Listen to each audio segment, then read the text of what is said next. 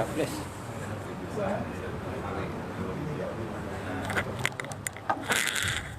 Boleh juga.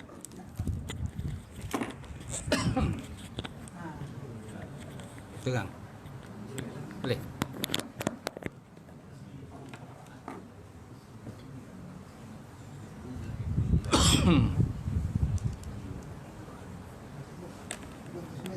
Baik, kita mulakan kuliah maghrib malam ni dengan sama-sama membaca Ummul Quran ila hadratin Nabi Muhammad Mustafa Rasulullah sallallahu alaihi wasallam wa alihi kiram ashabu rizam syallahul Fatihah. A'udzubillahi minasyaitonir rajim. Bismillahirrahmanirrahim. Alhamdulillahirabbil alamin arrahmanir rahim maliki yaumiddin. Iyyaka na'budu wa iyyaka nasta'in ihdinas siratal mustaqim siratal ladzina an'amta 'alaihim ghairil maghdubi 'alaihim waladdallin.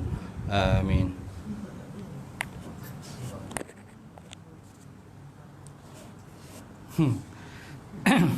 Assalamualaikum warahmatullahi wabarakatuh. Alhamdulillahirabbil alamin wal 'aqibatil muttaqin wala udwana illa 'alal zalimin. Asyhadu an la ilaha illallah wahdahu la syarikalah wa asyhadu anna Muhammadan abduhu wa rasuluh.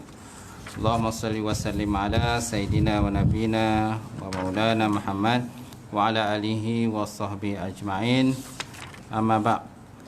Fa inna asdaqal hadis kitabullah wa khairal hadi hadi Muhammad sallallahu alaihi wasallam wa syarrul umuril muhdatsatuha wa kullu muhdatsatin bid'ah wa kullu bid'atin dalalah wa kullu dalalatin finnar. Qala Allah Subhanahu wa ta'ala fi kitabil azim wa na'udzubillahi minasyaitonir rajim. Wal 'asri innal insana lafi khusr illa allazina amanu wa 'amilus solihati wa tawasaw bil haqq wa tawasaw bis sabr. Sadaqallahul azim. Maksudnya demi masa sesungguhnya manusia itu semuanya berada di dalam kerugian kecuali orang-orang yang beriman dan beramal soleh dan berpesan-pesan dengan kebenaran dan berpesan-pesan dengan kesabaran. Alhamdulillah. Yang hormati tuan-tuan imam kita, tak lupa juga Tuan Bilal, kemudian Tuan Siap, kemudian pengurusi masjid, jawatan kuasa, bendahari, setiausaha, tuan-tuan dan puan-puan muslimin muslimat, mukminin mukminat yang dirahmati Allah. Alhamdulillah, kita merafakkan setinggi-tinggi puji dan syukur kepada Allah Subhanahu wa taala kerana dengan limpah kurnia serta rahmat daripada Allah terdapat bersama pada malam ini. Mic okey ke? Dengar ke? Dengar tak dengar ni. Dapat bona kan saya makan mikrofon ni. Dokter bona dia makan. Baik. Alhamdulillah, kita memuja Allah Ta'ala kerana dapat bersama malam ni, insya-Allah. Malam ni kita baca kitab Solat Nabi yang sahih. Muka surat berapa tuan? 181 dah. Bab ke-7 lah. Bab sahabat Bab yang ke-7 fi bayani ruku', pada menyatakan tentang masalah ruku'. Baik, insya-Allah. Qala musannifu rahimahullah wa nafa'ana bi ulumihi fi daraini. Amin. Telah berkatalah oleh musannif ataupun pengarang kitab dan telah beri manfaat akan ilmunya, insya-Allah, dan dua negara, itulah dunia dan juga akhirat. Baik. Bab yang ke-7 fi bayani fi masalati ruku', pada menyatakan tentang masalah ruku'. Firman Allah Subhanahu wa taala, ya ayyuhallazina amanu ruk'u wasjudu wa'budu rabbakum waf'alu khaira la'allakum tuflihun. Maksudnya, wahai orang-orang yang beriman, irka'u, naklah kamu ruku', wasjudu, dan naklah kamu sujud, wa'budu rabbakum, dan sembahlah oleh kamu akan Tuhan kamu. Rabbakum mana Tuhan kamu.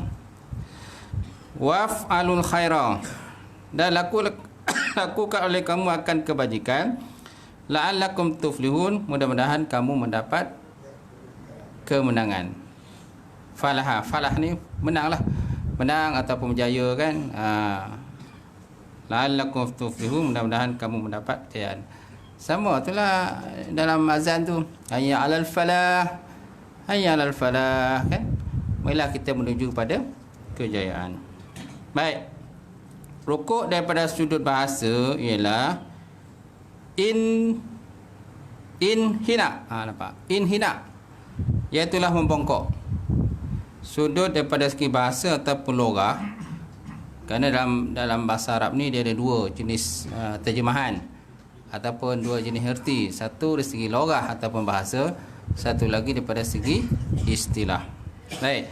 So daripada segi bahasa, rukuk mana maksudnya inhina, iaitulah membongkok. Apa saja dikatakan membongkok itu dikatakan sebagai rukuk.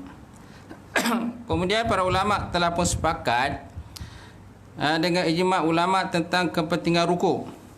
Ia merupakan rukun solat yang kelima.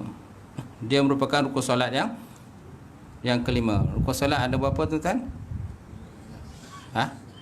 13 kan? 13 rukun solat, tapi kalau kita pecahkan dia ada tambah lagi lah. Itu kalau 13 tu kalau seandainya tamak ninah itu kita tak pecah-pecahkan. Kalau tamak ninah tu kita pecahkan, kerana setiap rukuk, kemudian i'tidal, sujud, masing-masing tu ada tamak ninah. Jadi dia akan lebih lah jumlah dia situ. Kemudian terdapat dalil yang banyak mengenainya. Selain daripada ayat Quran dan juga ijma' ulama, Nabi SAW pernah bersabda, summarka hatta tatma'inna rakian.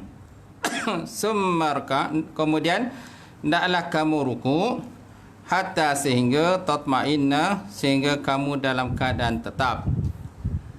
Sehingga tetaplah hal keadaan kamu tu rakian. Hal keadaan kamu rukuk lah. Rukuk dalam keadaan tetap lah istilahnya. Kalau tak tetap lah rukuk tu, mana tak sah lah solat kita. Mestilah kita rukuk. Sebab ada orang kadang-kadang semayang main cincah-cincah je. Main patuk ayam kan. Nak cepat lah. Tak ada dia punya rukuk dia. Sedangkan rukuk tu adalah hukumnya wajib kita rukuk. Kerana rukuk ni salah satu bentuk orang kata penghormatan jugalah. Penghormatan. Kalau dengan manusia orang boleh rukuk, boleh beri penghormatan, apalagi dengan Allah Subhanahu Wa Taala, Tuhan sekian alam. Sepatutnya kita lebihlah mesti ada sifat rukuk ataupun sujud kepada Allah Subhanahu Wa Taala. Dalam hadis Nabi SAW, Nabi SAW bersabda, sallu kama ra'aitumuni usalli. Sembahyanglah kamu sebagaimana kamu melihat aku sembahyang. Masalahnya kita tak nampak Nabi sembahyang, kita tak dapat lihat.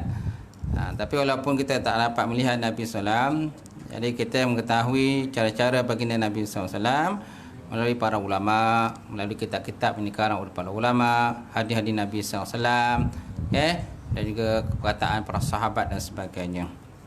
Memanglah hakikatnya tak nampak pun Nabi, tapi kalau tak nampak Nabi pun kita juga tetap terbayang-bayang bagaimana rupanya rupa baginda Rasulullah sallallahu alaihi wasallam itu. Okey. Baik. Kemudian had minimal rukuk. Bagaimana had minimal rukuk? Sebab orang rukuk pun macam-macam bentuk ni. Ada terlebih nak rukuk ada yang kurang sangatlah rukuk. Ada terlebih, ada terkurang kan. Ada yang terlebih itu sebab dia mungkin nak khusyuk sangat kot. Khusyuk sangat sampai terlebih sana rukuk. Sampai dia pegang dia punya buku lali pegang kan pegang sangat lutut je. Tapi disebabkan dia nak terlampau khusyuk sampai dia pegang buku lali. Itu betul-betul nak khusyuk tu. Ataupun langsung nak sampai pada hak rukuk pun tak ada juga. Ini nak kata rukuk ke tak rukuk ni, atau menunduk je. Kita pun kadang confused. Nak kata pinggang ni sakit, tak ada lah pinggang sakit nampak okey je nampak berjoging okey nampak kelip-kelip jogging. Tapi bila rukuk tu cenyai rukuk cenyai rukuk tu cenyai. Macam mana tu? Cuba check lah badan ni apa masalah tuan. Masalah badan ni kenapa? Kurang nak rukuk ke ni? Okey. Jadi macam mana had menerima rukuk? Had menerima rukuk bagi seseorang itu adalah seorang itu perlu membengkokkan badan sehingga sampai kepada satu tahap yang mana dia mampu bagi meletakkan dua telapak tangannya ke atas dua lututnya. Itu cara dia lah. Seorang itu mampu meletakkan dua telapak tangan di atas dua lututnya. Mampu tak mampu? Jadi maksud meletakkan dua tangan di atas lutut macam mana? Atas lutut ke memang pegang lutut? Pegang lutut lah. Kalau atas lutut pun, paha pun atas lutut juga. Paha pun kira atas lutut.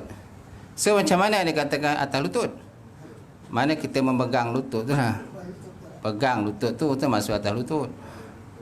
Sebab kalau kita terjemahkan daripada satu sudut, atas lutut ni paha pun atas lutut juga. Itu yang dia pegang paha tu. Dia tak pegang atas lutut. Baik. Manakala kedua betisnya pula naklah ditegakkan sebagai satu kesempurnaan. So betis nak ditegakkan. Tapi kalau betis sakit lainlah. Urat dah sakit tak boleh buat apa dah. Tak boleh diluruskan, asyik bengkok je. Itu lainlah, itu dah kira mempertaratkan tubuh badan, memang tak boleh lah. Tapi selagi mana boleh kita tegakkan kita punya lutut kaki tu, maka naklah ditegakkan. Baik. Kemudian meskipun begitu tuan-tuan, perbuatan meletakkan telapak tangan atas kedua lutut tu adalah sunat. Sunat bukan wajib. Akan tetapi seseorang yang bersolat itu sepatutnya menjaga perbuatan tersebut.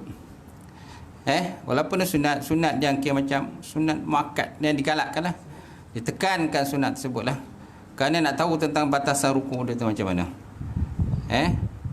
Dia ibarat seperti sebatang papan, sekeping papan yang lurus lah, macam bengkok papan lurus kan. Lepas tu papan tu bentuk L, macam sesiku tu, tak sesiku yang biasa orang gunakan untuk tu lah, buat rumah tu dia ukur ukuran kayu tu, sesiku nama dia. Macam tu lah bengkok dia kan. Tak?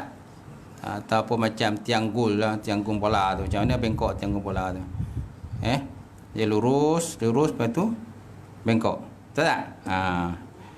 Baik. Tetapi seorang yang bersolat itu sepatutnya menjaga perbuatan tersebut. Samping itu, seseorang yang menunaikan solat juga wajib melakukan tamak-ninah. Melakukan tamak-ninah ketika rukuk sebagaimana yang diperintahkan oleh baginda Rasulullah sallallahu alaihi wasallam, seperti mana suruhan baginda dalam hadis lelaki yang buruk solat yang berbunyi summarka hatta tatma'inna raki'an. Kemudian lakukan rukuk dengan sempurna. Hadis ni disebutkan di belakang dah kan? Dah sebut kan?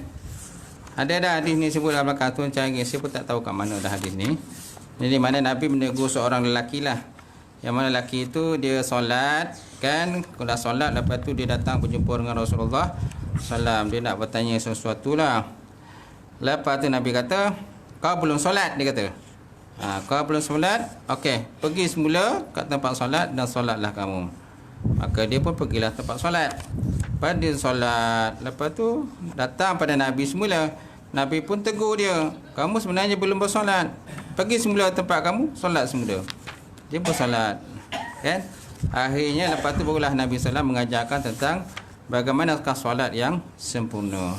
Mestilah ada tamak-ninah di dalam solat tersebut.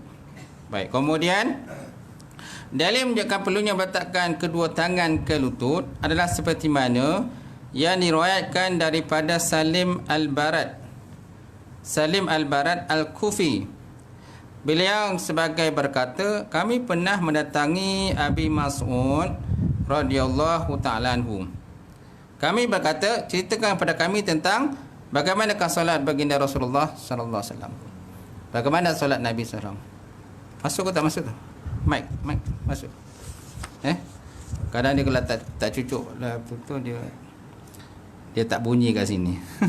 Gambar je tu, gambar ada orang ni bisu. Cakap-cakap tapi suara tak ada bisu. Dia video ni biasalah. Kami berkata cerita Okey, okey. Sengit gambar. Baik. Kemudian Nabi SAW jadi cerita kepada kami tentang solat Nabi SAW. Faqama baina aidina wa kabbara falamma rafa'a wa wada'a rahataihi ala rukbataihi wa ja'ala asabi'uhu asfala min zalika wa jafi bimirfaqaihi hatta istawa kullu syai'in minhu. Apa maksudnya tuan-tuan? Faqama baina aidina wa kabbara. Maka lalu baginda Nabi SAW pun duduk, berdirilah di antara kami. Lalu baginda Nabi pun berdirilah di hadapan kami. Wa kabbara, lalu Nabi SAW pun bertakbir. Falamma raka'a, maka tak kala ketika Nabi ruku', wa wada'a rahataihi ala rukbataihi, maka Nabi SAW lalu meletakkan kedua telapak tangannya pada kedua lututnya baginda Rasulullah sallallahu alaihi wasallam. So kemudian waja'ala asabihu asmala min zalika. Kemudian Nabi menjadikan segala asabi'-nya jari-jari Nabi itu asfala min zalika, lebih rendah daripada itu. Kemudian Nabi meletakkan jari-jarinya lebih rendah daripada lutut tadilah. Jari itu letak kat bawah daripada lutut, sedangkan tapak tangan tu atas lutut kan. Baik. Kemudian wajafi bimirfaqaihi, kemudian Nabi SAW merenggangkan dua sikunya, renggangkan dua siku, hatta sehingga istawa kullu syai'in minhu, sehingga menampakkan belakangnya menjadi rata. Sehingga menampakkan belakangnya baginda Nabi SAW itu menjadi rata. Okey, nak cerita bagaimanakah tentang rukuk baginda Rasulullah sallallahu alaihi wasallam lah. Nabi berdiri di hadapan para sahabat, kemudian bertakbiratul ihram. Kemudian ketika waktu rukuk, maka Nabi pun rukuk, meletakkan dua telapak tangannya pada kedua lutut baginda Nabi SAW yang mulia. Kemudian meletakkan jarinya lebih rendah daripada itu. Kan, lalu beliau kemudian merenggakkan kedua sikunya sehingga menampakkan badannya menjadi rata. Okey. Tu kalau lelaki lah, perempuan ni disunatkan dirapatkan kan. Perempuan dirapatkan, lelaki direnggangkan. Kemudian ketika berdiri pun janganlah macam lelaki tu, memang lelaki direnggangkan, tapi janganlah lebih bona dia berdiri tu. Jarak sangat pula kan. Sampaikan makan ruang pula. Kita nak berdiri pun dah tak boleh dah. Maklumlah dia badan besar, tak? Jadi dia ambil side sikit lah. Dia ambil ruang sikit waktu dia berdiri tu.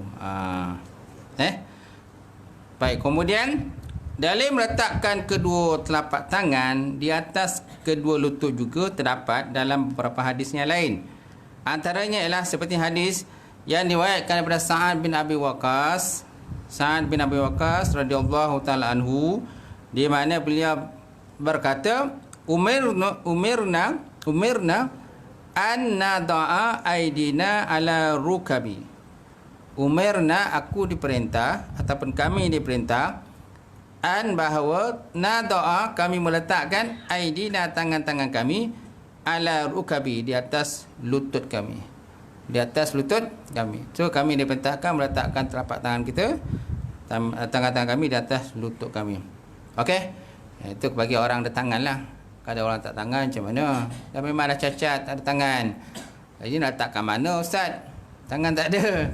Jadi kita anggarkanlah di manakah kedudukan tangan kita, dan juga lutut kita tu, anggarlah macam mana keadaannya. Bagi orang yang cacat. Kerana dalam dunia ni ada orang yang dilahirkan tidak sempurna. Ada orang yang tak ada tangan, tak ada kaki, betul tak? Tapi kat sini alhamdulillah tu lah, semua komplit lah. Ada sini tak ada tangan tak? Tak ada kan? Semua ada tangan. Kaki, semua ada kaki. Kepala, semua ada kepala. Ada tak ada kepala tak? Tak ada kan? Semua ada kepala. Komplit lah tuan-tuan. Mata semua komplit, cuma terang tak terang lah. Walaupun mata komplit dua-dua, tapi ada yang terang, ada yang tidak terang, ada yang kabur-kabur kan. Macam tu. Okay? Kalau nak kabur-kabur tu nak buat macam mana? Dah nasib kan. Dah sampai masanya kabur lah. Umur dah banyak pakai, kan, banyak digunakan mata kita tu memanglah ada kabur-kabur. Okey. Baik, kemudian adapun ketentuan yang menunjukkan tidak diwajibkan meletakkan kedua tapak tangan pada kedua lutut terdapat dalam beberapa hadis dan juga asar daripada sahabat. Asar mana qaulus sahabah. Asal mana perkataan para sahabat lah. Okay? Dalam kata dalam Syafi'i ini kan, dalam Syafi'i ini sumber hukum kita pertama Quran lah. Sumber hukum pertama Quran. Kalau tak ada Quran adalah hadis Nabi Muhammad sallallahu alaihi wasallam. Kalau tak ada ijma' ulama. Okay? Kalau tak ada qiyas. Kalau tak ada tak ada, tengoklah hujah-hujah yang lain lah. Seperti kalau sahabat, perkataan sahabat pun boleh diambil kira juga dalam kan menyebabkan satu hukum. Kemudian masalah musalah pun termasuk juga. Huruf am, huruf as, huruf ain, rafa, huruf. Bukan harafa, huruf. Bukan huruf tu, ni ain. Ain mana huruf. Huruf mana suasana dan keadaan sesuatu tempat ataupun bi'ah, suasana tempat tu pun boleh menjadi salah satu cara untuk melakukan satu fatwa. Apa lagi? Ahlul Madinah. Okey, boleh. Apa lagi? Istishaf hal. Istishaf hal pun boleh jadikan sebagai salah satu daripada sumber hukum. Tapi kita dalam Syafi'i lebih pada 4 tu lah. Kalau dah ada 4 tu, pakailah 4 tu. Kalau tak ada, barulah kita tinjau pada kata sumber-sumber hukum yang lain. Kalau tuan-tuan mengaji kitab usul fiqh, akan jumpa tu sumber hukum tu. Sumber hukum huruf. Ada tak mengaji bab usul fiqh tuan-tuan? Tak ada, mengaji fiqh je. Digalakkan tuan-tuan mengajilah kitab usul fiqh. Saya pernah mengajar kitab usul fiqh tu di Masjid Tunku Besar Tampin. Masjid Tunku Besar Tampin. Kitab usul fiqh dah habis dah. Dah lama dah habis. Kitab tebal ni, kitab Jawi tebal ni, kitab usul fiqh. Dah Jawi lah. Kalau tuan-tuan boleh mahir usul fiqh, memang pakar lah. Boleh istinbat hukum tu. Boleh istinbat hukum kalau saya pakar dalam usul fiqh. Sampai tu kena nak tahu bahasa Arab sikit. Bahasa Arab pun tak tahu macam mana nak istinbat hukum, Ustaz. Kenalah belajar bahasa Arab. Ini belajar bahasa Arab pun dah malam, macam mana? Angat-angat tiap ayam je kan. Kau jawab yang apa tu dah. Mula tu ramai. Biasalah kalau buka kelas bahasa Arab ni, dia mula-mula ramai. Lepas tu dia mula menyusut. Menyusut. Lah tinggal seorang. Lah tutup kelas lah Ustaz. Tutup kelas. Dah tak ada orang. Itulah biasalah realiti yang berlaku lah. Sebab orang kata bahasa Arab ni payah, dia kata. Bahasa Inggeris lagi senang, dia kata. Tapi bagi aku bahasa Arab lagi senang daripada bahasa Inggeris. Terbalik tuan-tuan. Baik, kemudian seterusnya, hadis tersebut mari pengertian bahawa meletakkan telapak tangan pada kedua lutut hukumnya adalah sunat. Baik, kemudian berkenaan dengan ketentuan ini, Imam Ibn Hajar Asqalani dalam kitabnya Fathul Bari. Fathul Bari ini ialah kitab yang mensyarahkan Sahih Bukhari, mensyarahkan Sahih Bukhari. Okey. Juzuk yang kedua menyatakan bahawa di dalam hadis yang diriwayatkan oleh Imam Tirmizi daripada Abdurrahman As-Sulami, di mana beliau berkata, qala lana Umar ibn Khattab, inna rukaba sunnatun lakum fahuzuhu birrukabi. Maksudnya setelah berkatalah bagi kami oleh Sayyidina Umar bin Khattab, inna rukaba, sesungguhnya meletakkan telapak tangan, sesungguhnya meletakkan telapak tangan pada dua lutut itu hukumnya adalah sunat kepada sekalian. Maka peganglah fahuzuhu birukabi, maka naklah kamu pegang akan lutut-lutut kamu. Jadi walaupun sunat tuan-tuan, maka kita digalakkan buat. Kerana Islam ni memang digalakkan sunat. Nak pahala lebih, maka kena buat sunat. Kerana sunat-sunat itulah sebenarnya akan menutup mana-mana kekurangan dalam fardu yang kita buat. Kita juga solat sunat kan. Solat sunat kita buat. Sama ada solat sunat orang kata sebelum subuh ke, ataupun solat sunat sebelum zuhur ataupun selepas zuhur. Kerana sunat pun ada yang sunat muakkad, ada yang sunat ghairu muakkad. 2 rakaat kalau sebelum zuhur kan kita boleh buat 2 rakaat sebelum zuhur. So 2 rakaat tu sebelumnya adalah sunat muakkad. Selepasnya tu kita boleh buat 4. Sebelum zuhur qabliyah kita boleh buat 4. 2 ghairu muakkad. 2 lagi muakkad. Muakkad dan ghairu muakkad. Lepas zuhur kita boleh buat 4 rakaat lagi kan? 4 rakaat lagi. 2 yang muakkad, 2 lagi ghairu muakkad. Kalau kita boleh buatlah, sempat buatlah. Tak sempat nak macam mana? Asyik masbuk kan? Asyik masbuk macam mana nak buat? Betul tak? Jadi solat subuh pun digalakkan. Kerana Nabi SAW pernah bersabda, kalau 2 rakaat sembahyang sunat sebelum subuh itu lebih besar pahalanya daripada dunia dan juga segala isinya. Daripada dunia dan segala isinya. So dapatkanlah pahala. Sembahyang sunat sebelum solat subuh. Habis tak sembahyang subuh Ustaz, macam mana? Tak ada orang. Tak sembahyang subuh ataupun lewat sembahyang subuh. Matahari dah mencarak dah. Dah pukul 10 pagi nak bawa solat subuh. Macam mana? Nak sembahyang sunat macam mana? Sembahyang subuh pun kotak, tahu tak? Baik, kemudian seterusnya Imam Baihaqi juga meriwayatkan dalam satu lafaz, kunna iza raka'na ja'alna aydina baina afkhazina. Kunna iza raka'na ja'alna aydina baina afkhazina. Faqala Umar radhiyallahu ta'ala anhu, inna minas sunnati al-akhdha birrukabi. Inna sunnati al-akhdha birrukabi. Maksudnya apa tuan-tuan? Kunna, sesungguhnya kami, iza raka'na, apabila kami rukuk, ja'alna, kami jadikan aidina, tangan-tangan kami, baina afkhazina, di antara celah paha kami, di celah paha-paha kami, baina afkhazina, di antara celah paha kami. Okey, faqala Umar radhiyallahu ta'ala, maka Umar pun berkata, inna minas sunnati al-akhdha bi rukabi. Sesungguhnya setengah daripada sunat itu adalah memegang lutut.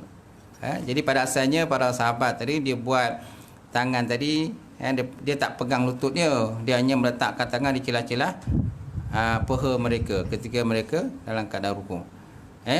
Jadi perbuatan tadi ditegur oleh Umar. Dia kata, jangan kamu buat begitu. Bila kamu rukuk, maka naklah kamu letakkan tangan kamu pada lutut kamu. Itu yang paling baiklah, itu yang paling afdal. Walaupun ada kadang-kadang meletakkan, ada juga kadang meletakkan di bawah lutut pun ada. Dia letakkan betis dia, pegang betis dia.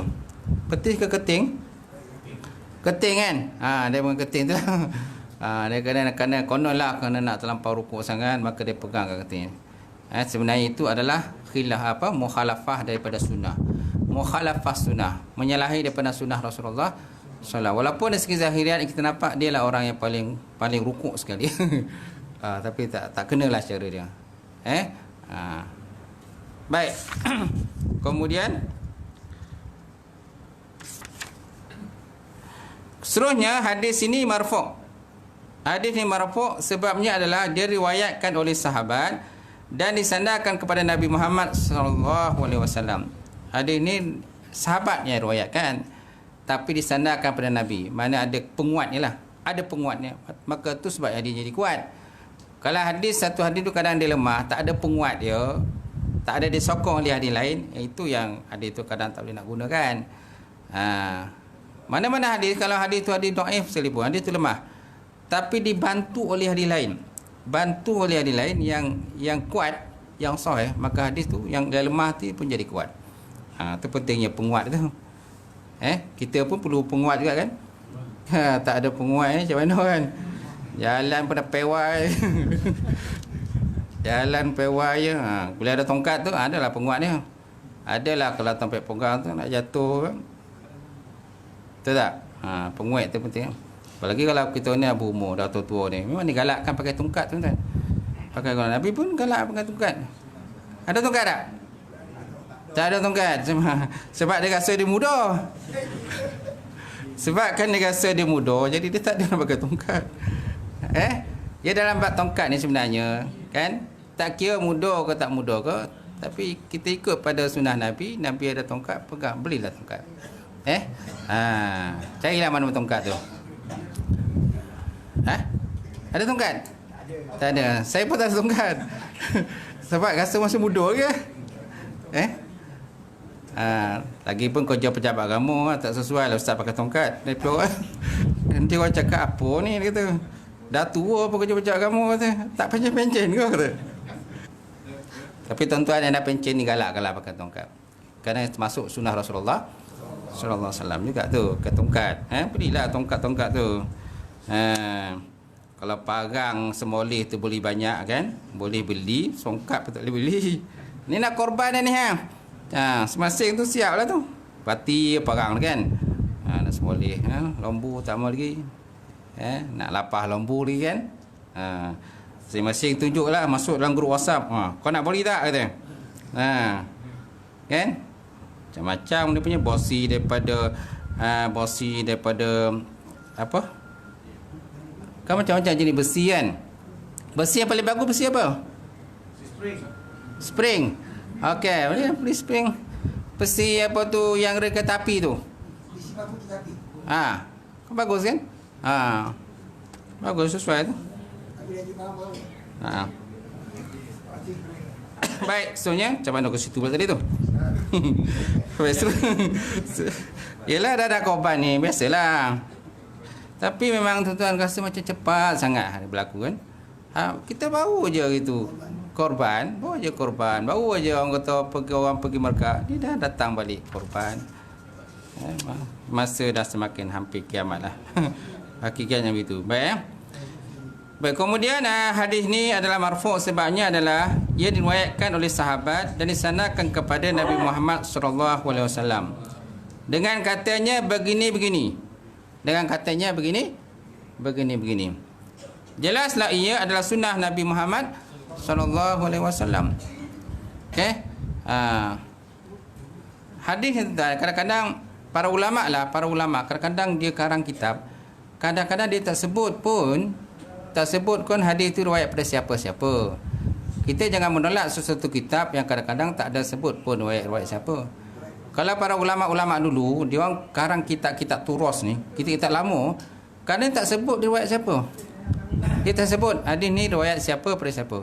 Tapi mereka alim besar. Okey.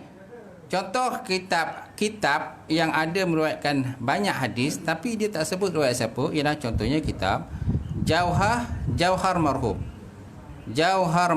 wa Munabbiatil Qulub. Pernah dengar kan kitab tu? Kitab Jawi Lama. Saya ngaji kat pondok kitab dulu dengan Tuan Juwahid dulu mengaji. Kitab Jawi Lama. Okey? Kitab dia menceritakan tentang kelebihan-kelebihan lah. Kelebihan solat berjemaah, kelebihan berbekam, kelebihan tu, kelebihan ni, kelebihan berkahwin lah. Banyak bab dalam tu. Tapi hadis-hadis disebut dalam tu tuan, tidak ada satu pun dinyatakan tentang riwayat-riwayat siapa. Dia tak sebut riwayat-riwayat. Hadis riwayat siapa, Bukhari ke Muslim pun tak ada sebut. Tapi kitab tu tuan, kitab tu hebat. Kan? Banyak orang kata pondok-pondok mengaji kitab tu. Yang dikarang oleh Syekh Ali bin Abdul Rahman Al-Kelantani. Syekh Ali bin Abdul Rahman Al-Kelantani. Mungkin tuan-tuan pernah dengar kitab lah. Kitab Turas ataupun kitab Jawi Lama. Tapi sekarang ni pun kitab tu pun dah banyak yang dicetak dalam Rumi. Dalam Rumi banyak dah. Banyak yang jual di kedai kitab lah. Okey. Kita banyak ada juga orang kata menolak kitab tersebut. Tapi separuh daripada ulama mereka tak tolak. Kerana apa tuan-tuan? Kenapa pengarang kitab tu dia disebut dalam kitab tu hadis-hadis tapi dia tak sebut riwayat. Kenapa? Kerana dah bunyi dah. Azan dulu lah.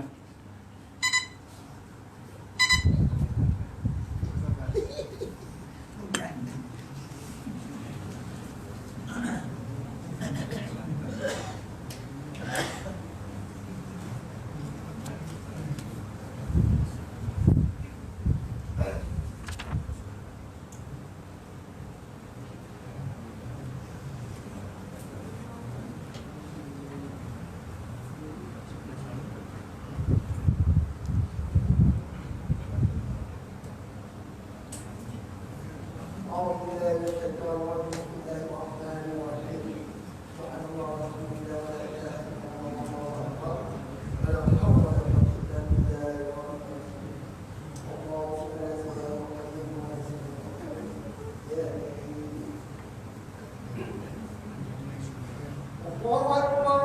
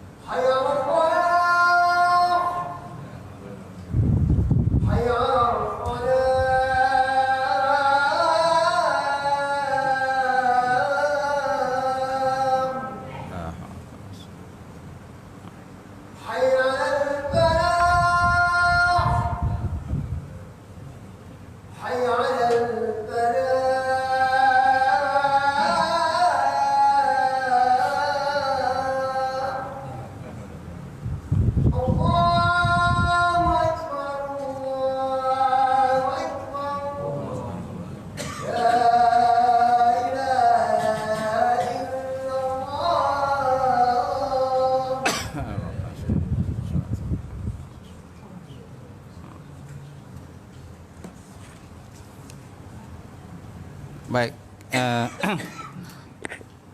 tersambung yang tadi. Jadi kenapa di kalangan para ulama ni, ulama-ulama lama lah, kenapa kadang-kadang mereka karang buku, karang kitab, tapi bila mereka sebut hadis, mereka tak sebut riwayat hadis tu daripada siapa, Bukhari ke Muslim. Kerana mereka, adakah mereka tak tahu tentang hadis itu? Tahu. Mereka tahu tentang hadis itu. Dan mereka alim besar. Tapi mereka tak sebut riwayat siapa, kerana mereka hanya menulis dalam kitab mereka itu ialah makna hadis. Mereka hanya menulis makna hadis tersebut mengikut kepada apa yang mereka faham. Bukan mereka tak jumpa lapas hadis tu, tak, mereka jumpa. Tu separuh sebabnya. Betul juga tuan-tuan, kitab-kitab yang lama-lama, kitab-kitab pondok yang bahasa Arab pun jatuh juga. Fathul Mu'in, kan, kitab orang kata Bajuri, kitab Iqna, Yana Talibin, kitab Mahali, kitab-kitab orang kata yang besar-besar ni, kitab-kitab Arab besar-besar ni yang mengaji pondok kan, sampai berpuluh tahun mengaji. Kadang dalam tu dia tak sebut pun hadis tu. Tapi dia kata dimakruhkan, dia kata dibolehkan, dia kata dimakruhkan, dibolehkan, disunatkan. Mereka hanya sebut macam tu je, tapi dia tak sebut hadis. Adakah mereka tak jumpa hadis tu? Mereka jumpa, tapi mereka hanya menulis makna hadis itu, mafhum daripada hadis itu, begitu-begitu. Dia tak sebut pun matan hadis tu. Tapi mereka bukan bodoh. Malah kitab mereka dipelajari oleh berpuluh ribu orang kan, di pondok-pondok dia, di pesantren dia kan. Saya mengaji dulu contoh, hebat kan mereka. Tapi banyak orang baru ni, zaman-zaman sekarang ni kan, mereka nak menolak kitab-kitab turas lah, kitab Jawi lama, Arab lama, dia nak tolak. Dia kata tak ada sebut riwayat siapa, dia kata. Patut sebutlah, dia kata. Kau siapa kan? Kau nak siapa nak lawan ulama-ulama dulu? Tahu tak? Mereka ada yang kadang-kadang tahap wali-wali Allah Ta'ala. Wali pun ada tahap mereka. Masya Allah. Baik, seterusnya. Kemudian dalam hadis lain diriwayatkan oleh Sayyidina Ali radhiyallahu ta'ala anhu yang berbunyi, iza raka'ata fa in syi'ta qultu hakaza, yakni wada'ta yadaika ala rukbataika wa in syi'ta tabatta. Maksud tuan-tuan, kemudian kamu melakukan ruku, iza raka'ta, dan apabila kamu melakukan ruku, fa in syi'ta qulta hakaza, apabila kamu kenaki, kamu boleh melakukan telapak tanganmu pada kedua lututmu. Hakaza maksudnya wada'ta yadaika ala rukbataika, Kan pada permulaan ayat tu, hadis tu dia kata iza raka'ta fa in syi'ta qulta hakaza. Apabila engkau rukuk, maka jika kau kehendak, qultu, aku kata hakaza. Aku kata demikian, hakaza demikian. Apa maksud hakaza? Yakni, yakni ini kata mentafsirkan kepada makna hakaza. Wada'ta yadaika ala rukbataika, yakni engkau meletakkan tangan engkau di atas dua kaki engkau. Wa in syi'ta tabaqta, dan apabila kamu kena, kamu boleh merapatkan. Kalau kamu nak, kamu boleh merapatkan. Okey? Ya, maksudnya apa? Ketika kamu melakukan ruku, apabila kamu kehendak, kamu boleh meletakkan telapak tanganmu pada kedua lututmu. Dan apabila kamu kehendak, boleh juga merapatkan. Boleh juga merapatkan dua lutut tadilah. Baik, kemudian sebenarnya kalau ada nombor 8 tak tu? Nombor 8 tu sebenarnya masih banyak hadis yang menegaskan bahawa disunatkan meletakkan telapak tangan pada kedua-dua lutut. Sebenarnya banyak hadis lain lagi. Semua pengarang musannaf dia tak masukkan hadis tu. Kalau nak masukkan banyak dia kata. Itu sebabnya separuh daripada ulama ni kadang-kadang dia masukkan 2-3 hadis je. Adakah hadis lain ni tak jumpa? Dia jumpa. Betul tak? Terutama lagi ulama-ulama besar, Imam Syafi'i kan. Yang pertama sekali Imam apa tuan-tuan? Imam Hanafi. Lepas tu Imam Maliki, Imam Malik. Lepas tu Imam Syafi'i. Lepas tu Imam Hanbali. Lepas tu barulah Imam Bukhari, Imam Muslim, kan, Nasa'i, Ibnu Majah dan sebagainya. Kan? Jadi ada orang menolak Imam Syafi'i. Dia kata tak perlu pegang Imam Syafi'i, dia kata. Sedangkan siapa dulu Imam Syafi'i dengan Imam Bukhari? Imam Syafi'i dulu. Imam Syafi'i berguru dengan Imam Malik. Itu sebabnya siapa yang mazhab Malik, kita jangan tolak. Kan kalau Imam Malik kan dalam solat, waktu solat kan orang kalau dalam mazhab Malik kan tak perlu baca bismillah tu. Kan sunat disirkan secara bismillah. Jadi kita janganlah menolak orang mazhab Imam Malik pula. Imam Malik kata, kau nak tolak aku pula, aku lebih makan garam pada kau lagi tu. Aku lebih makan garam pada kau lagi. Kau ikutlah aku tak baca bismillah, kau ikut je lah.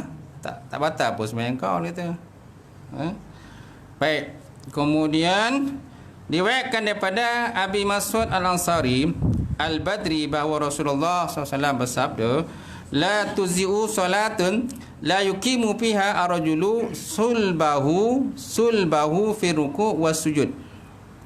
Maksudnya la tuzi'u, tiada memadai.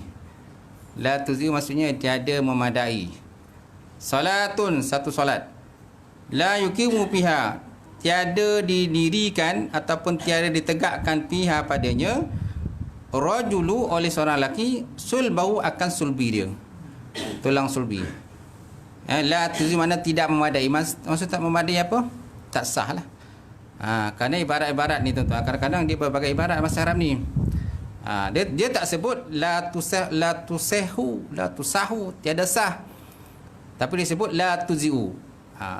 La tuzi'u juga bermakna tidak sah. Mana tak boleh. Tak boleh. Seseorang apabila dia solat, la tuqimu fiha rajulu, apabila tiada dirikan padanya seorang lelaki itu, dia akan turbang sulbinya.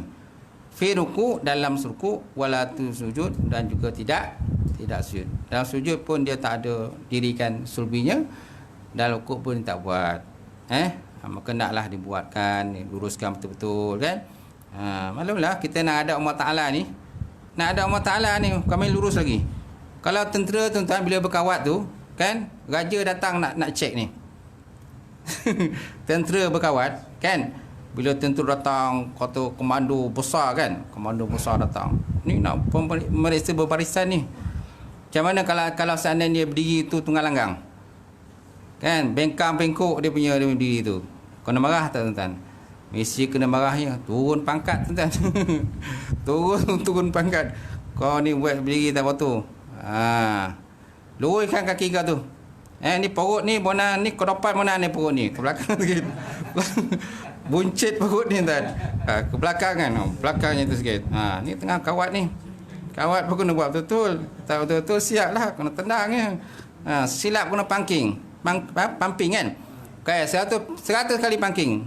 Pumping. Ataupun dia kata lari pergi padang 100 kali pergi padang.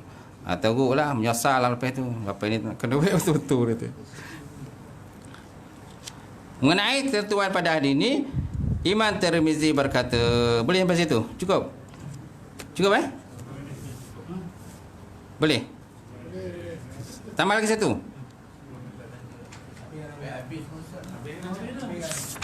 Habis kan? Boleh? Okey. Dah atas Haji Muhammad kata habis kan? Biarlah.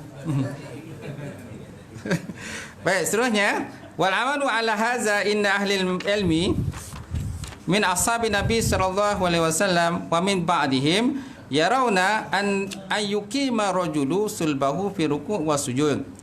Hadis ini menjadi amalan oleh ahli ilmu ataupun ulama daripada kalangan para sahabat radhiyallahu taala anhum dan juga ulama yang selepas mereka.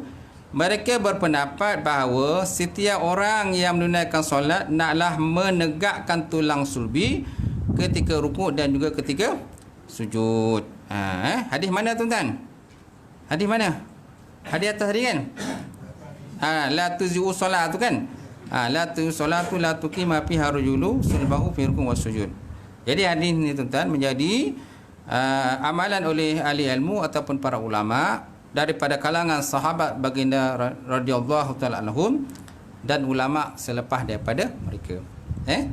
Naklah kita menegakkan tulang sulbi ketika rukuk dan sujud. Oleh itu tuan-tuan, sesiapa yang tidak menegakkan tulang sulbi ketika rukuk dan sujud, yang ini tidak ada tamak-ninah, maka rosaklah solatnya. Nampak? Rosaklah solatnya. Fasid ataupun batal lah. Fasid ataupun batal lah solatnya. Baik, ketentuan ini berdasarkan pada hadis di atas dan diperkuatkan oleh hadis lelaki yang buruk dalam solat serta beberapa hadis yang lain. Lelaki yang buruk dalam solat yang sebelum ni lah, yang mana Nabi minta supaya dia mengulangkan. Nabi membetulkan solat yang solat secara yang betul. Sebab apa? Tidak ada tamak-ninah dalam solatnya. Baik, kemudian samping itu, setiap orang yang mendirikan solat wajib menegakkan kedua betis. Setiap orang yang berdiri, solat berdiri, wajib dia menegakkan kedua betis. Itu bagi orang yang memang dia sihat walafiat. Kerana dalam Islam ada rosah kan. Kalau orang tu tak sihat, kalau kita tak boleh sembahyang secara berdiri, maka naklah kita duduk. Tak boleh duduk, naklah berbaring. Betul tak? Kalau tak boleh berbaring, gerakkan mata kan? Gerakkan mata kan, ataupun berbaring dalam posisi lambung kanan ataupun lambung kiri, tu tak? Ataupun kaki menghadap ke arah kiblat lah. Itu cara yang diajar lah, bagaimana solat bagi orang yang maridun ataupun orang yang sakit ataupun orang yang uzur. So maknanya bab solat tak boleh tinggal, mesti buat. Kecuali orang perempuan lah. Perempuan dia ada rosah dia. Dia lain pula rosah dia. Dia ada ABC namanya. Perempuan ada ABC. Bukan air batu campur. ABC tu perempuan tahu lah. Allah bagi cuti, dia kata Ustaz. Allah bagi cuti lah. Lelaki tak ada, Allah Ta'ala bagi cuti. Jangan pula jadi perempuan ada ABC. Baik, kemudian ini bermakna apabila dia membengkokkan kedua betisnya sedikit ataupun membengkokkan dua lututnya, maka solatnya dianggap tidak sah kecuali bagi mereka yang sakit, bagi mereka yang uzur saja. Bagi kita yang sihat walafiat ni, hendaklah kan berdiri dengan tegak dan lurus. Kemudian Imam Hafiz Al-Iraqi dalam kitabnya apa? Tar At-Tashrif. Tar At-Tashrif nama kitab dia. Muka surat 285 tuan-tuan. Juzuk kedua, dia kata apabila seseorang menunaikan solat itu tidak membongkokkan diri semasa melakukan rukuk dan hanya mendudukkan sedikit sehingga tangan mencecah kedua lututnya, maka ia bukanlah rukuk nama dia. Dia bukan rukuk. Bila seorang menunaikan solat itu tidak membongkokkan diri, dia tak membongkokkan diri semasa melakukan rukuk, dan hanya menundukkan sedikit saja, dia tunduk sikit je sehingga tangan mencecah kedua lutut. Tangan cecah juga, mungkin tak tahulah, mungkin tangan panjang kot. Mungkin tangan dia panjang, sebab ada juga orang tangan panjang, okey. Maka dia bukanlah namanya bukan nama rukuk. Demikianlah ketentuan sebagaimana disebutkan, nyatakan oleh sahabat kami. Kemudian Imam Haramain, Imam dua tanah haram, menyatakan bahawa, siapa nama Imam Haramain? Ada bawah tu, Imam Abu Ma'ali Abdul Malik Al-Juwaini, itu nama sebenarnya. Yang wafat pada tahun 478 Hijrah. Itu nama sebenar kepada Imam Haramain. Kita biasa dengar tu Imam Haramain ni, tapi nama sebenar tak ingat. Sebab nama yang betul kadang-kadang jarang disebut. Nama betul jarang disebut. Sama juga nama Imam Bukhari. Orang biasa panggil Imam Bukhari je, tapi nama panjang. Imam Muslim pun macam tu juga, nama panjang lebar. Kita pun tak tapik nak nyebut dia tu. Nama kita pun macam tu juga, nama kita panjang pun dah. Ada juga kadang-kadang budak-budak umur panjang, kan? Cikgu pun poning kepala, mana satu nama nak panggil ni, kan? Panjang pun dah, kan? Sampai dia punya ruang buku tu tak muat. Tak muat punya tu. Jadi jangan letak nama cucu tu panjang-panjang, payah menyebut dia. Baik, kemudian apabila bongkokkan yang dilakukan oleh seseorang itu dicampur dengan gerakan-gerakan yang lain, padahal dia mampu meletakkan telapak tangan pada kedua lututnya, maka rukuk tersebut tidak dikira, juga tidak dikira. Ulang balik, apabila bongkokkan yang dilakukan oleh seorang itu dicampur dengan gerakan-gerakan lain, ada pula pergerakan lain pula, padahal dia mampu meletakkan telapak tangan pada kedua lututnya, maka rukuk itu pun tidak dikira, sebab ada pergerakan-pergerakan lain. Apalagi kalau pergerakan itu melebihi daripada 3 kali pergerakan, so memang batal lah. Kalau kita dalam mazhab Syafi'i ini memang batal. Baik, cukup sekadar tu pembincangan pada malam ini. Rukuk sambil duduk sampai situ. Wallahu a'lam bissawab wa ilaihi marji'un. Saya buka pertanyaan pada jemaah kalau ada.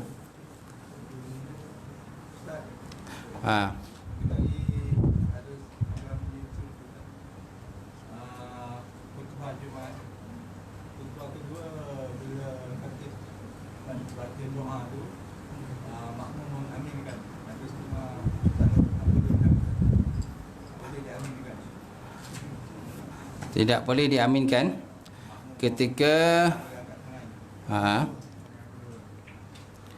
khutbah kedua. Kita dalam mazhab Syafi'i ini memanglah sebenarnya sunat kita berdoa, dan tempat yang mustajab antara doa ni ialah antara 2 khutbah. Betul tak? Antara 2 khutbah itu tempat yang mustajab kita berdoa. Tapi kalau kita nak berdoa pun tak boleh, nak aminkan oleh para malaikat.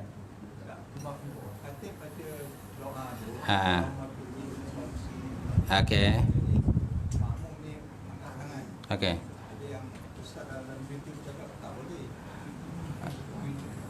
Tak ada masalah angkat tangan. Amin boleh. Kita nak amin kan? Tidak, dia tidak dikira bercakap. Amin. Amin bukan dikira bercakap.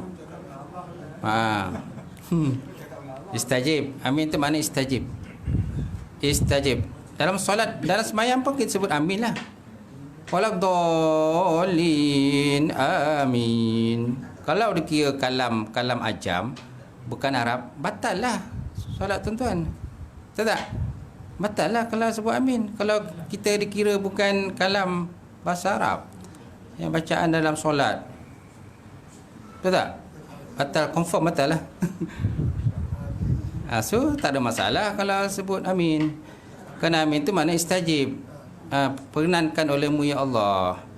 Dan juga para malaikat mendoakan, mendoakan sekali baca dengan amin lah. Ketika doa dibacakan, antara dua khutbah ke apa? Khutbah kedua. Khutbah kedua kan? Khutbah kedua kan termasuk doa untuk muslimin muslimat. Kan termasuk rukun khutbah. Khutbah kan ada 5.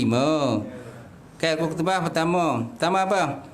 Puji bagi Allah Subhanahu Wa Taala. Alhamdulillah, kan, puji kepada Allah. Kedua apa? Selawat kepada baginda Rasulullah sallallahu alaihi wasallam. Ketiga apa? Menyebut ittaqullah, bertakwalah kamu kepada Allah Subhanahu Wa Taala. Yang keempat apa? Membaca salah satu daripada ayat Quran, kan? Dan yang kelima ialah doa kepada orang muslimin muslimat. Okey? Itu memang dibolehkan kita doa. Kita baca amin lah. Tapi kalau imam berdoa tapi tak ada seorang pun amin, macam mana? Siapa nak amin kan? Kan imam kan mainlah berdoa, Allahumma fil muslimin wal muslimat wal mu'minin mu'minat, kan? Bukan main lagi khusyuk imam baca doa ni. Tapi seorang tak amin, tak buat bangang je tu. Tak seorang pun amin kan? Tak logik lah, betul tak? Tak logik lah kalau tak boleh cakap amin. Mestilah. Dan amin pun bukan satu benda yang kalam yang membatalkan tu. Okey. Boleh? Boleh, tak ada masalah. Dalam YouTube kadang pelik-pelik juga. Ada ustaz dia pelik-pelik dia masukkan. Ada satu yang Ustaz Muhadi kongsi dengan saya lah. Dalam YouTube juga ada seorang ustaz, saya tak tahu ada nama ustaz dia. Saya tak perlu nak dedah kat sini lah. Tuan-tuan kajian buka lah dalam YouTube. Kan berkenaan dengan dia Ustaz Tauhid nama dia. Dia silai Ustaz Tauhid tapi ada nama dia. Dia ni dia tak percaya tentang besok ada neraka syurga. Dia kata neraka syurga sekarang ni kat dunia je. Pembalasan ke apa-apa semua kat syurga, kat dunia. Kat akhirat besok tak ada dah. Pembalasan tak ada. Ada dalam YouTube gitu. Ustaz Muhadi kongsi dengan saya, dia borak dengan saya. Dia kata dia tak je. Dia syurga neraka ada dalam dunia ni dah ada dah. Dah tak perlu dah besok pembalasan dunia akhirat tak ada dah. So Ustaz YouTube pun kena juga lah cek lah. Saya pun kadang masuk YouTube. Tapi cek lah. Kena semak lah betul-betul. Semak dulu betul ke tak betul. Kalau rasa tuan-tuan rasa muskil kan, refer lah orang lain. Cek lah, tanya ustaz lain. Gitu. Betul tak? Pelik lah kita dengar benda tu. Ya.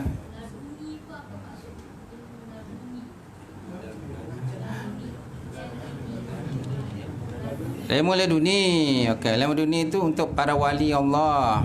Puan, untuk para wali Allah. Ilmu yang seperti kasyaf, mana orang kata ilmu yang kata boleh kadang-kadang berada di pada satu masa berada di dua tempat. Kan? Pada masa yang sama kita jumpa dekat sini. Tapi pada masa yang sama ada orang jumpa dekat Mekah. Tak? Itu satu ilmu laduni lah. Dan ayat Quran pun ada sebut tentang laduni ni ada. Laduni ni hanya dikhususkan orang-orang yang tentu saja. Seperti para wali Allah Subhanahu Wa Taala, ataupun istilah lainnya karamah. Karamah, dia ada karamah dia. Macam wali, macam nabi dan rasul, mereka ada mukjizat. Macam wali Allah, dia tak ada mukjizat, tapi mereka ada karamah. Karamah itu dah dikirakan macam ilmu laduni, ataupun suatu ilmu yang orang kata bila dia cakap tu kan, dia cakap tu macam air laju dia cakap dia tak ada rujuk kitab tu, dia tak ada, tapi dia seorang wali Allah hebat. Dan perbuatannya pun tak ada bercenggah dengan sunnah baginda Rasulullah SAW. Okey. Kadang kita ni kadang-kadang bila kita tak ulang kaji kitab kita, tak dapat, tak ingat. Tapi orang para wali Allah tak perlu nak ulang kaji kitab. Mereka terus direct dapat ilmu daripada Allah Subhanahu Wa Taala. Itu dia katakan ilmu laduni. Dia orang tertentu saja Allah Taala pilihlah.